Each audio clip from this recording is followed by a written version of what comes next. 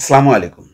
বাংলাদেশের রাজনীতিতে খুবই আলোচিত এবং গুরুত্বপূর্ণ একটি চরিত্র ছিলেন ওবায়দুল কাদের, আওয়ামী লীগের সাধারণ সম্পাদক। লম্বা সময় ধরে তিনি সাধারণ সম্পাদক পদে ছিলেন। শেখ হাসিনা কিভাবে পালিয়ে গেছেন সেটা সবাই জানে, ওপেন সিক্রেট, একেবারে ভিডিও আছে তার। কিন্তু ওবায়দুল কাদের, দ্বিতীয় প্রধান আওয়ামী লীগের, তিনি কিভাবে পালিয়ে গেছেন এই বর্ণনা বা এই সংবাদ কিন্তু কেউ জানে না। সবাই এটুকু জানে যে তিনি ভারতে অবস্থান করছেন, সম্ভবত তিনি কলকাতায় অভিজাত এলাকায় আছেন। কিন্তু বাংলাদেশ থেকে কিভাবে পালিয়ে গেলেন? তিনি কিন্তু ঘটনার সাথে সাথে পালিয়ে যাননি। বেশ 2-3 মাস পর তিনি পালিয়ে গেছেন। কিভাবে পালিয়ে গেছেন তা নিয়ে নানা রকম কথা আছে, যে তিনি যশোর এলাকায় কোনো এক নেতার বাসায় পালিয়েছিলেন, এই বাসা ওই বাসা করতে করতে পরে তিনি মানে যশোর সীমান্ত এলাকার কোনো একটা পয়েন্ট থেকে তিনি ঢুকে গেছেন, সেটাও নিশ্চিত না। তবে তিনি কিভাবে বাঁচলেন, কি ওই দিন অর্থাৎ 5ই আগস্টের সময় কিভাবে তিনি রক্ষা পাইলেন, কিভাবে তিনি লুকায় ছিলেন, তার একটা বর্ণনা তিনি ভারতীয় গণমাধ্যমে দিয়েছেন। এখানে ভারতীয় গণমাধ্যম দ্য ওয়ালের এক্সিকিউটিভ এডিটর অমল সরকারকে তিনি এক সাক্ষাৎকারে বিস্তারিতভাবে বলেছেন, এবং এই প্রথম তিনি গণমাধ্যমে পরিস্থিতিটা বর্ণনা করলেন। আচ্ছা, লুকিয়ে থাকার ঘটনার বর্ণনা তিনি যেটা দিয়েছেন সেটা আসলেই খুবই ভয়াবহ এবং লোমহর্ষক। বলছেন, এই বিষয়ে দেশে বিদেশে এবং ভারতবর্ষে সবার কাছেই পরিষ্কার, 5ই আগস্ট সেদিন ষড়যন্ত্রমূলক যে ছাত্র উত্থান, সে সময় আমি খুবই ভাগ্যবান। আমি আমার বেঁচে থাকার কথা ছিল না, মৃত্যুর অনেক কাছে ছিলাম। আমার এই সংসদ এলাকার আমার নিজের বাসাকে এড়িয়ে পার্শ্ববর্তী আর একটা বাসায় আশ্রয় নিয়েছিলাম। তখন চারিদিক থেকে মিছিল আসছিল। এটা ছিল প্রধানমন্ত্রীর গণভবন কেন্দ্রিক, অর্থাৎ ওই ভবনটা। আমরা অবাক হলাম যে সংসদ এলাকাতেও সেই মিছিল ছড়ায় পড়ে এবং একটা লুটপাটের লুম্পেন স্টাইলে কতগুলো ঘটনা ঘটে।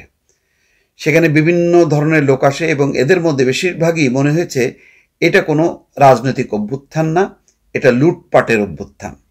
তিনি বলেন, আমি যে বাসাটায় ছিলাম তারা সেই বাসাতেও হামলা করে। তারা জানতো না যে আমি এখানে আছি। আমার বাসা তারা লুটপাট করেছে, কিন্তু যে বাসায় আমি আশ্রয় নিয়েছিলাম সেখানে হামলা করবে আমি ভাবতেও পারিনি। দেখলাম অনেক লোকজন ঢুকে পড়েছে, তারা ভাঙচুর এবং লুটপাট করতে থাকে। আমি আমার স্ত্রী সহ বাথরুমে লুকিয়েছিলাম, অনেকক্ষণ ছিলাম, প্রায় 5 ঘন্টা। তারপর এক পর্যায়ে তারা বাথরুমের ভেতরে কমোড বেসিন এগুলো লুটপাট করেছে। আমার ওয়াইফ বাথরুমের মুখে দাঁড়িয়ে বারবার সে বলছিল আমি অসুস্থ, এই কথা বলে তাদের ফিরিয়ে দিচ্ছে। এক পর্যায়ে তারা বাথরুমে যেগুলো আছে সেগুলো লুট করার জন্য জোরপূর্বক প্রবেশের হুমকি দেয়। সে সময় আমার ওয়াইফ জিজ্ঞাসা করলো কি করব, বললাম খুলে দাও। তারপর 7-8 জন ছেলে ঢুকলো খুবই আক্রমণাত্মক ভঙ্গি নিয়ে। হঠাৎ তারা আমাদিকে তাকিয়ে নেত্রী চলে গেল, আপনি যাননি কেন? আমি কিছু বলছিলাম। তাদের মধ্যে কি উদয় হলো আমি জানি না। তারা আমাকে বলল আপনার ছবি তুলবো। তারপর ছবি তুলতে শুরু করলো, সেলফি নিচ্ছিল। এই ছাত্রদের অনেকে হয়তো আমাকে চিনত। কি কারণে যে আক্রমণাত্মক মনোভাব ছিল সেটা নিমেষেই শীতল হয়ে গেল। তখন ঠান্ডা মেজাজি কথা বলছিল। এদের মধ্যে এক পর্যায়ে একটা গ্রুপ চেয়েছিল আমাকে রাস্তায় সেনাবাহিনীর হাতে তুলে দিতে। কেউ কেউ আবার এটাও চেয়েছিল যে জনতার হাতে তুলে দিতে। এটা অবশ্যই তখন একটা মানসিকভাবে ভেতরে ভেতরে ভেঙে পড়েছিল।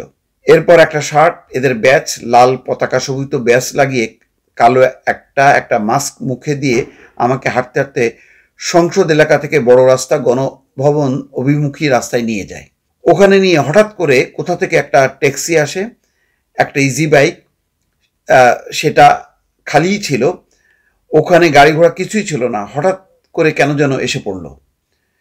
হয়তো আমার ভাগ্য, এরা দুজনে আমাকে ও আমার ওয়াইফকে নিয়ে অটোতে উঠল আর বলতে লাগলো, পথে তো অসংখ্য মানুষ, চেক আপ জায়গায় জায়গায়। বলতে লাগলো আমার চাচা চাচি অসুস্থ, হাসপাতালে নিচ্ছি, ডিস্টার্ব করবেন না। এই করে করে নিয়ে গেল অনেক দূরে একটা জায়গায়। এটা ভাবতেও পারিনি ওরা বাথরুমে ঢুকলো। সে বেঁচে থাকাটা সেদিন পরম সৌভাগ্যের বিষয়। আনএক্সপেক্টেডলি বেঁচে গেছি, দিস ইজ দ্য ইম্পর্টেন্ট। কাদের বললেন, ওবায়দুল কাদের, যে ছেলেরা যে কোনোভাবে আমাদেরকে আর্মির হাতে তুলে দিতে পারতো, রাস্তায় অসংখ্য মানুষ, সেখানে অনেকেই তো আছে আমাদের অপোজিশন, মেরে ফেলতে পারতো।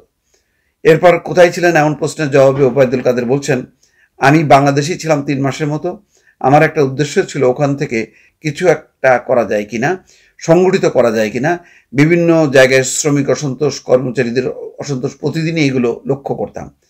ক্ষোভগুলো তখন রাস্তায় নেমে আসছিল, বিশেষ করে গার্মেন্টস। সে সময় ভাবলাম এদের সঙ্গে যোগাযোগ করে কিছু করা যায় কিনা। এই চিন্তাতেই 3 মাস পেরিয়ে গেল। যাই হোক, এখানে তারপরে বলছে যে এখান থেকে ফিরে গিয়ে জগন্নাথ হলে একটা বৈঠক করেছিলাম অনেক রাতে। ঢাকায় তখন কারফিউ, সেখান থেকে আমাকে অ্যারেস্ট করা হলো। এরপর 111, যাক, এর আগের কথা বলছে। দর্শক, এখন বলেন, এই যে দুইটা বিষয় তিনি যে বর্ণনা দিলেন, এবং সেটা কি বিশ্বাসযোগ্য মনে হয় যে ছাত্ররা বা জনতা তাকে পেয়েও এইভাবে ছেড়ে দিল?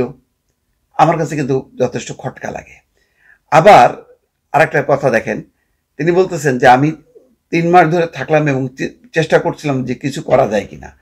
পরে ভাবলাম যে না, আমি বাইপাস সার্জারি, আমার ওষুধ খেতে হয়, সেই কারণে আমি পরে চলে আসছি। কোথা থেকে কিভাবে চলে আসছি সেগুলো আর মানে বললো না।